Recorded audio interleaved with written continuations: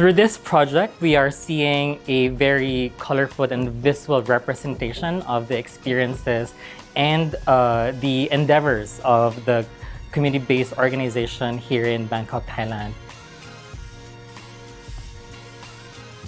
The concept is like I want to create an artwork that look positive, that give out all the positive energy to all the people who see my artwork. So instead of just a plain ribbon, I put all the information, all the icon like smiley face, all the heart, flower, and everything that look like when you see my artwork and you have the smile on your face. I want people to see my artwork and they have like a good energy.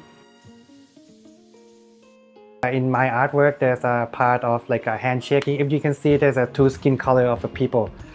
No matter what skin you are, we are living in the same world.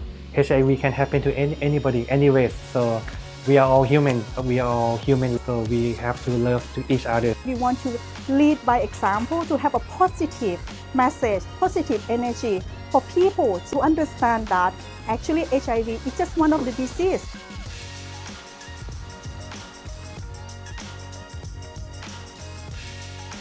And all of those stories, stories of challenges, stories of successes are now being put into a very good visual representation of how colorful the community is and how important it is to unite for leadership, to unite for providing equal access, and to unite for equal opportunity for people living with HIV. We decided that art was going to be the most powerful way that we could connect people with the HIV community. They continue to spread the message around that living with HIV is completely normal and we can keep HIV in view.